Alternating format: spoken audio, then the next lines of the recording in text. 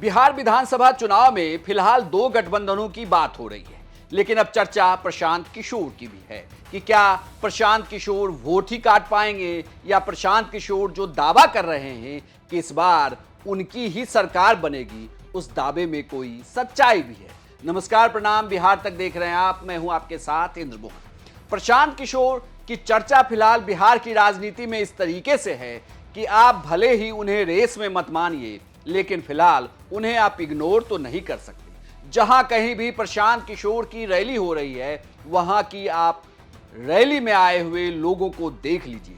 वो हुजूम बताता है कि प्रशांत किशोर की बात जो वो लगातार पिछले 1.5 साल से कह रहे हैं, या यूं कहें कि लगभग 2 सालों से बिहार में एक्टिव होकर कह रहे हैं, वो लोगों के कान तक तो पहुंचने लगी।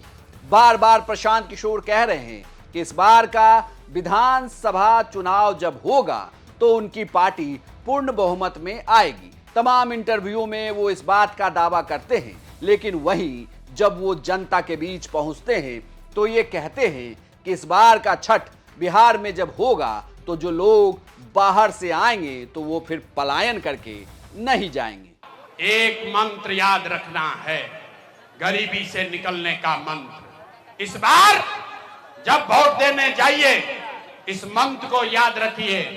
जीवन में एक बार संकल्प लीजिए, इस बार वोट किसी नेता के लिए नहीं, किसी दल के लिए नहीं, अपने जात के लिए नहीं, हिंदू मुसलमान के लिए नहीं, 5 किलो अनाज के लिए नहीं, मंदिर मस्जिद के लिए नहीं, लालू नीतीश मोदी प्रशांत किशोर के लिए नहीं।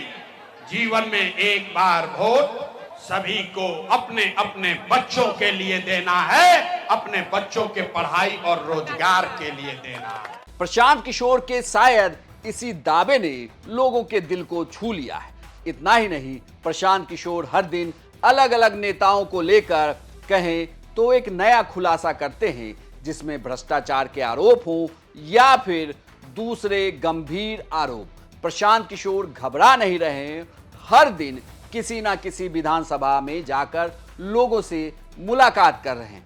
साथ ही उन नेताओं को भी खुला चैलेंज दे रहे हैं जो फिलहाल सरकार में। आपके सवालों का जवाब कोई नहीं दे रहा है। वो डर गए हैं या फिर आपको उस लायक नहीं समझ रहे हैं? अरे भाई, वो डर गए हैं या फिर आपको उस लायक नहीं समझ रहे हैं? दिलीप जायसवाल मूर्छित होकर गिरे हुए हैं जी, मंगल और मंगल पांडे अपना मंगल काल बचाने के लिए पटना से भागे हुए हैं।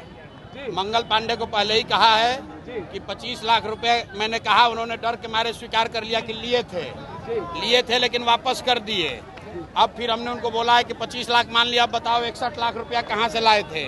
7 दिन का समय दिए हैं, 3 दिन हो गया है, नहीं बताएंगे तो हम बता देंगे कि 61 लाख रुपया कहाँ से लेकर आए थे। प्रशांत किशोर की हर दिन हो रही रैली, बिहार बदलाव यात्रा और उस रैली में जुट रहे लोगों की भीड़ ये बताने के लिए काफी है कि भले ही चुनाव में चर्चा ये हो रही हो कि महागठबंधन वर्सेस एनडीए है, लेकिन तीसरा कोण भी बनता हुआ दिख रहा है, यानी कि ये ट्रायंगल फाइट हो सकती है।